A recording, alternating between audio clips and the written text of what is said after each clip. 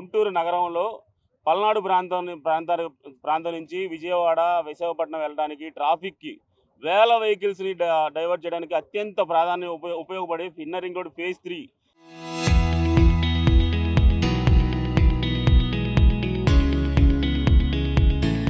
ఈ డెవలప్‌మెంట్‌ని ఆపడానికి వైసీపీ ప్రభుత్వం చేస్తున్న కుట్రలో భాగంగా నిన్న చేసిన హడావుడండి. దయచేసి ఇది ప్రజలకి ఏదో అన్యాయం జరిగింది, ఏ న్యాయం చేయలేదని నిన్నొచ్చి వైసీపీ నాయకులు ఏదో వచ్చేసి ప్రెస్ ముందు హడావుడి చేశారండి. దీన్ని క్లియర్‌గా మేము ఒక విషయం చెప్పదలుచుకున్నాము. దయచేసి వైసీపీ నాయకులారా, రాష్ట్రంలో జరుగుతున్న అభివృద్ధిని అడ్డుకోవద్దు. ఇక్కడ 40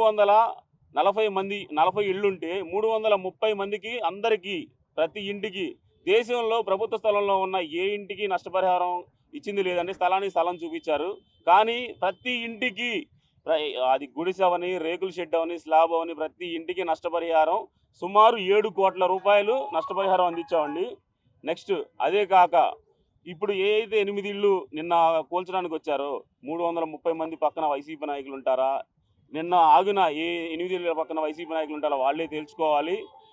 రాష్ట్రంలో జరుగుతున్న అభివృద్ధిలో ఇదనేది మేజర్ కీలక కార్యక్రమం అండి.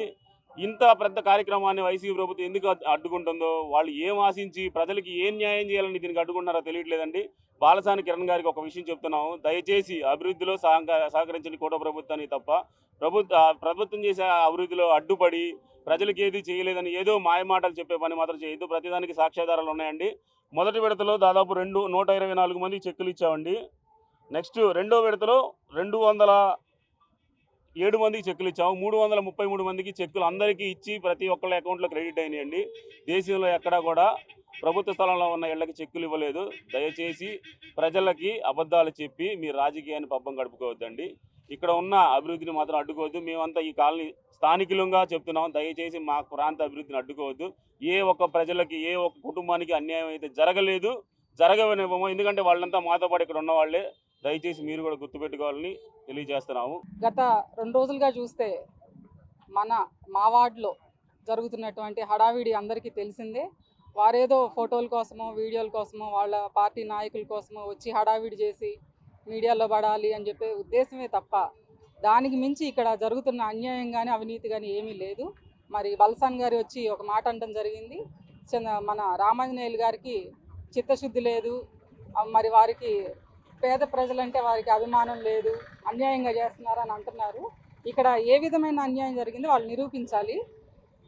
గత 2 సంవత్సరాలుగా జరుగుతుందండి. ఇక్కడ జరుగుతున్నటువంటి ప్రాసెస్లో ఎమ్మెల్యే గారు ఎంత పారదర్శకంగా మా పార్టీ నాయకులకు సంబంధం లేకుండా మున్సిపాలిటీకి సంబంధించిన ఇంజనీరింగ్ వాళ్ళని కానీ టౌన్ ప్లానింగ్ వాళ్ళని ఇక్కడ డిప్లాయ్ చేసి వాళ్ళ ద్వారానే వాళ్ళు ఎన్ని ఇళ్ళు పోతున్నాయని వాళ్ళు ఎస్టిమేషన్ వేయటం కానీ, స్ట్రక్చరల్ కాంపౌండేషన్ వాళ్ళు కొలతలు వేయటం కానీ, వాళ్ళకి ఇచ్చిన చెక్కులు కానీ ప్రతి ఒక్కటి డిపార్ట్మెంట్ తరఫున ఇచ్చిందే కానీ ఇక్కడున్న నాయకుల్లో ఎవరు చేయబెట్టింది లేదు. దానికి తోడు మా ఎమ్మెల్యే గారు అందరూ పేదవాళ్లే, బయటికి వెళ్తే మరి అద్దెలు కట్టుకోవడానికి ఇబ్బంది పడతారని చెప్పేసి ప్రతి ఒక్క ఇంటికి 385 ఇళ్లకి 10,000 రూపాయల చొప్పున ఆయన సొంత నిధుల నుంచి ఇవ్వడం జరిగింది. అలా చేసే నాయకుడిని మేము ఇంతవరకు ఎప్పుడూ చూడలేదు. ఆ విధంగా మా ఎమ్మెల్యే గారు చేస్తున్నారని ఇక్కడున్న ప్రతి ఒక్క నాయకులకి ఎంతో గర్వకారణంగా ఉంది. అట్లాంటి ఒక నాయకుడిని పట్టుకొని మీకు పేద ప్రజలంటే మీరు పట్టించుకోవటం లేదు, ఇక్కడికి ఏ నాయకుడు రాలేదు, అంతా అన్యాయం చేస్తున్నారు, ఘోరం చేస్తున్నారు అంటున్నారు. 380 మంది ఇళ్ళు తీసేసినప్పుడు మీరు ఎక్కడున్నారు? మీకు తెలియదా? మీరు గుంటూరులో లేరా, లేకపోతే రాష్ట్రంలో లేరా? ఈ 8 మంది కోసం వచ్చి మీరు ఇంత హడావిడి చేస్తున్నారే. ఆ 8 మందిలో కూడా 6 చెక్కులు ఆల్రెడీ తీసుకున్నారు, వాళ్ళకి ఇళ్ల పట్టాలు వచ్చినాయి, అన్నీ వచ్చినాయి. కానీ కేవలం మీ మాటలు విని ఏదో హడావిడి చేయాలి, రాద్ధాంతం చేయాలి, గందరగోళం చేయాలనే ఉద్దేశంతో వాళ్ళు ఉండటం జరిగింది. కానీ వాళ్ళు ముందే చెక్కులు తీసుకున్నారు. దాంట్లో 2 మాత్రమే చెక్కులు తీసుకోకుండా రిజెక్ట్ చేశారు. అది కూడా మీ తొత్తులు వాళ్ళు, మీకు సంబంధించిన వాళ్ళు కాబట్టి వాళ్ళు తీసుకోకుండా ఇంతవరకు వెయిట్ చేసి ఈ రోజున రావాలి, గొడవ చేయాలన్న ఉద్దేశంతో వాళ్ళు ఉన్నారు. ప్రతి ఒక్కరి దగ్గర కన్సెంట్ తీసుకోవడం జరిగింది. మేము వెళ్తాము, మాకు ఇచ్చింది చాలన్న ఉద్దేశంతో ప్రతి ఒక్కరి దగ్గర కన్సెంట్ తీసుకున్నారే. మీరు వచ్చి ఇవాళ ఎవరికి చెప్పలేదు, ఇంటిమేషన్ లేదు, ఇన్ఫర్మేషన్ లేదు, చెప్పకుండా హడావిడిగా వచ్చి తీసేస్తున్నారు అని అంటున్నారు. 2 సంవత్సరాల నుంచి ప్రాసెస్ జరుగుతుంది. ప్రతి ఒక్కరికి ఇన్ఫర్మేషన్ ఇచ్చారు. ఇంటింటికి వెళ్ళారు టౌన్ ప్లానింగ్ వాళ్ళు, మీకు చెప్పారు, మీ దగ్గర కన్సెంట్ తీసుకున్నారు, మీకు ఎక్కడ కావాలి, టిడ్కో ఇల్లు కావాలా, ఇళ్ల పట్టా కావాలని అడిగారు. అందరి దగ్గర ఇన్ఫర్మేషన్ ఉంది, ప్రతి ఒక్కరి దగ్గర ఉంది. ఇవాళ వచ్చి మీరు ఇన్ఫర్మేషన్ లేదంటే మీ ఒక్కరికి లేదేమో. మీరు ఏం చేస్తున్నారు మరి? అక్కడ ఇన్ఛార్జిగా ఉండి ఇన్ఫర్మేషన్ లేకుండా ఎందుకు తీసుకోలేదు మరి మీరు ఇన్ఫర్మేషను? తీసుకొని ఉండాల్సింది కదా. ఇవాళ ఏదో మీ పార్టీ వాళ్ళు ఇద్దరు పిలుచుకొచ్చారని చెప్పి మీరు వచ్చి ఏదో పార్టీ ముందు మాట్లాడాలి కదా, మీడియా ముందు మాట్లాడాలని హడావిడిగా మాట్లాడేసి వెళ్ళిపోతే ఎట్లా జరుగుద్ది?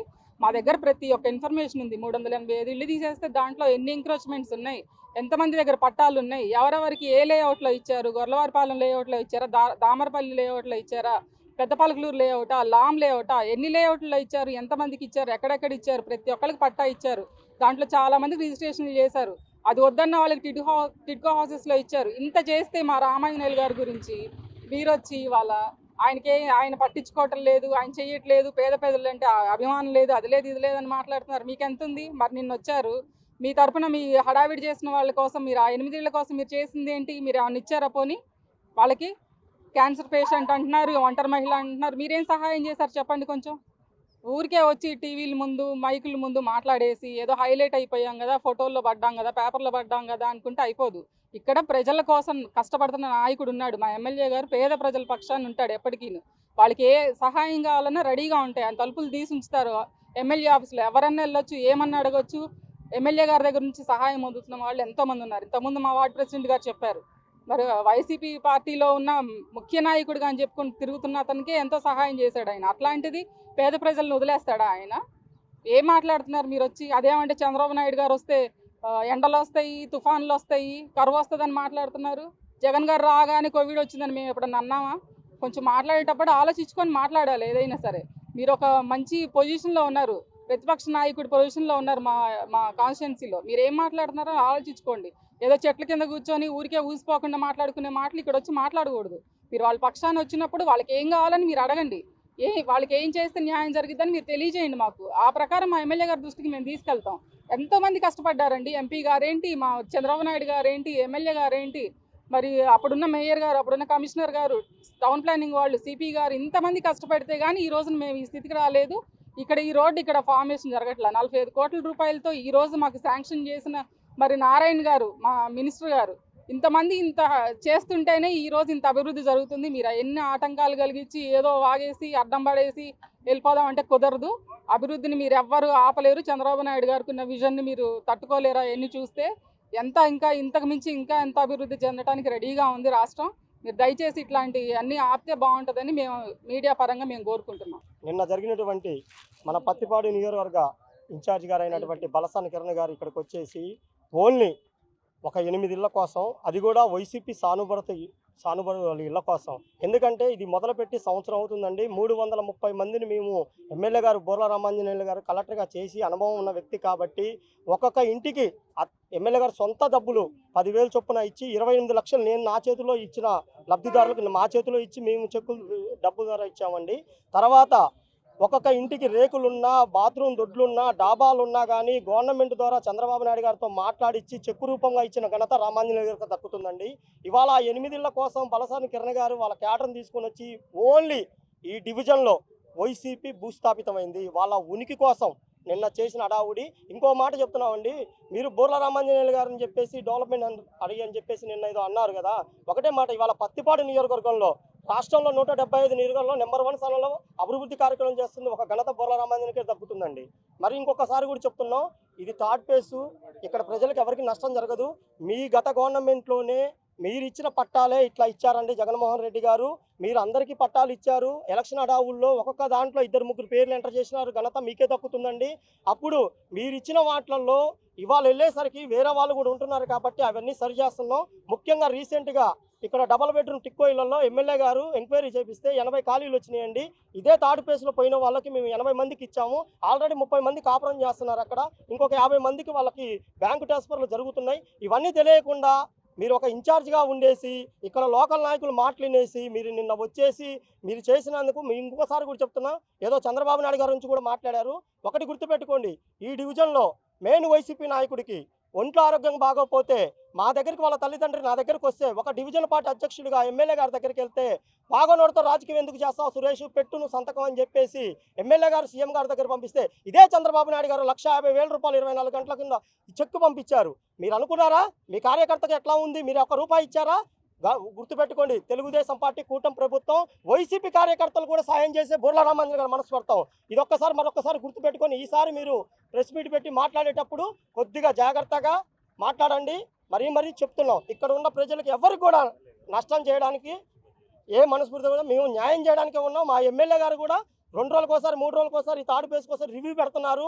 ప్రజలకి నష్టం జరిగే ప్రసక్తే లేదు. మేము దీన్ని పూర్తిగా ఖండిస్తున్నాం. పలసాని కిరణ్ గారు ఇంకోసారి గుర్తుపెట్టుకోండి, స్వర్ణ భారత నగర్ అడ్డా అంటే తెలుగుదేశం పార్టీ గడ్డ అండి.